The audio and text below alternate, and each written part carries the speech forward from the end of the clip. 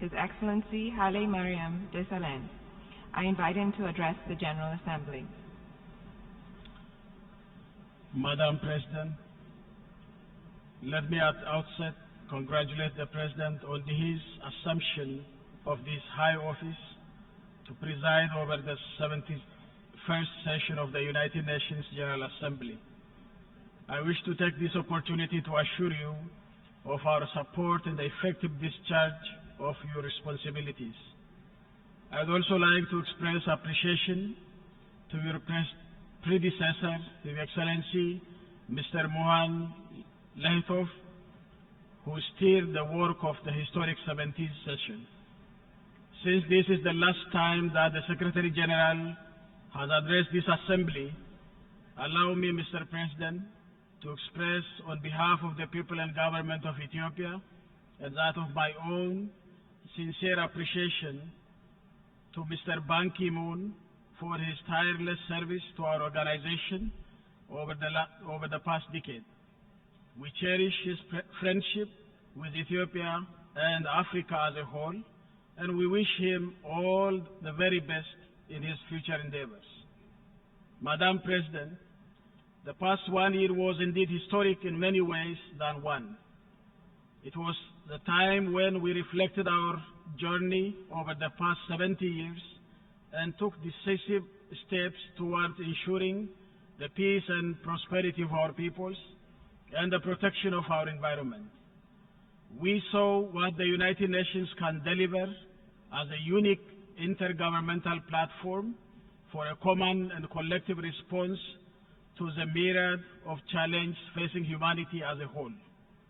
It was testament to the fact that we can indeed achieve concrete results if we set aside or at least manage our differences and act for the common good. Now is, of course, the time for action so that the transformative decisions that we took last year will have a real meaning in the lives of our people. We recognize the small but encouraging steps taken towards implementation in many of the domains. On our part, for instance, not only have we integrated the SDGs into our national development plans, but also embarked on implementing them. The ratification of the Paris Climate Agreement is also a major priority, and we will expedite the process as soon as our Parliament opens in the session at the end of this month. Madam President, that the world is currently confronting unprecedented challenges would be an understatement. This has no doubt enormous implications for the implementation of the ambitious and transformative agendas that we have set out last year. International peace and stability is facing greater risks with the rise of geopolitical tensions and the growing threats posed by all shades of terrorist groups and other transnational criminal networks. The world economy has not yet come out of its crisis mood, and increasing inequality is creating a lot of frustration, paving the way for the resurgence of populism. As much as the social media is offering a digital platform to improve exchange of information and enhance popular participation, its attendant negative impacts cannot simply be ignored. In fact, we are seeing how misinformation could easily go viral via social media and mislead many people, especially the youth who are our future. Social media has certainly empowered populists and other extremists to exploit people's genuine concern and spread their message of hate and bigotry without any inhibition. We would be the first to admit that countries need to own their problems. Externalizing the source of setbacks and seeking external causes for one's national shortcomings is an approach to problem solving whose result can only be pregnant with danger. But it is critical to underline one critical matter which is usually given short shrift both by the media and others. It is simply hypocritical to deny that some of our countries have been targets for destabilization activities carried out with no accountability by people and groups who have been given shelters by states with whom we have absolutely no problems. The abuse of the opportunities created by the social media and other media outlets financed by friendly governments has become so blatant that it is downright foolish to deny that this has no implications for the respect of the human rights of our people, and that it does not undermine our capacity to ensure that a high standard is maintained by us in this regard.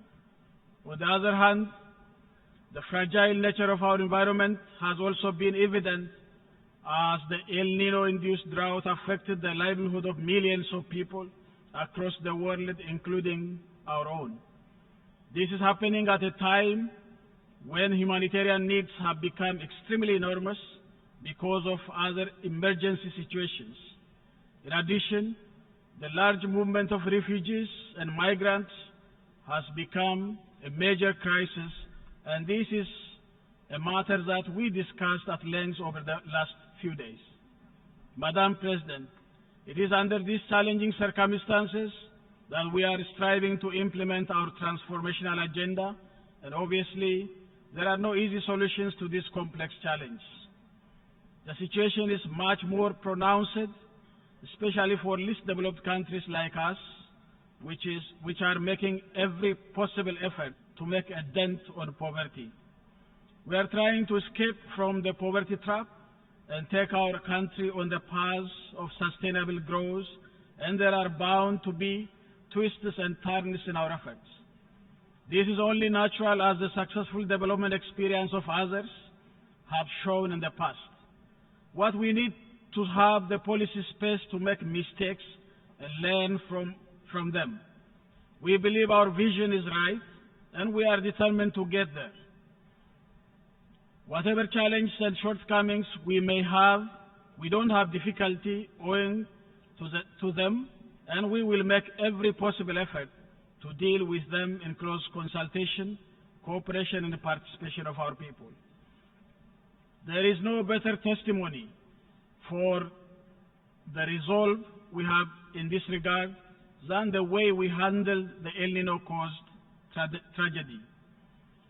This notwithstanding, however, we know that we are not living in isolation, and we need a favorable external environment to realize our development aspirations. We cannot simply wish away this challenge that I have tried to explain above. They need the collective and coordinated responses of all of us, and we, on our part, are always ready and willing to continue to contribute positively in close partnership with others in our region and beyond in tackling these challenges. In this context, peace and security in the Horn of Africa is extremely critical for us, and we are doing everything we can together with others in the region to tackle the conflicts affecting our neighbors. In this regard, we have been exerting tremendous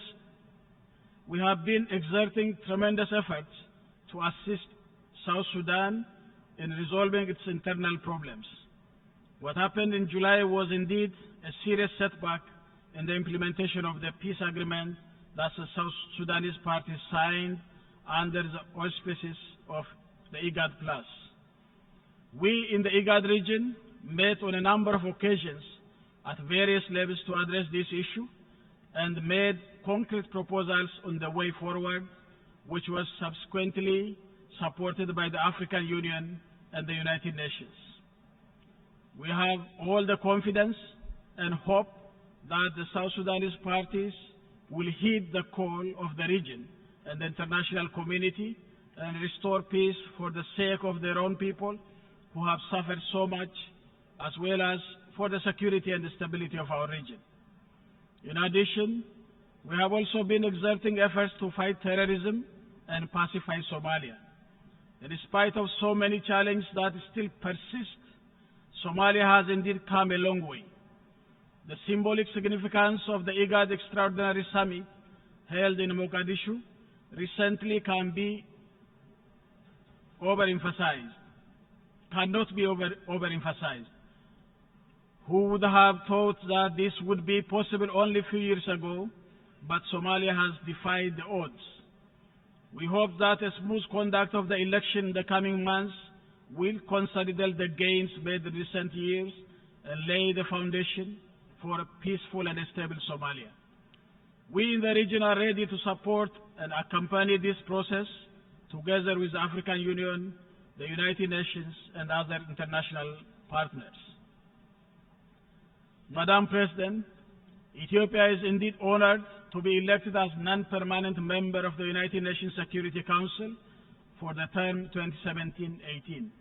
Let me take this opportunity to express our profound appreciation to all the members of the United Nations for their support and confidence.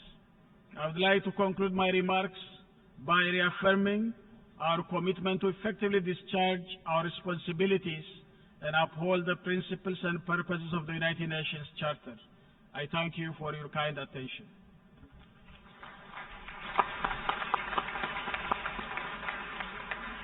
On behalf of the General Assembly, I wish to thank the Prime Minister of the Federal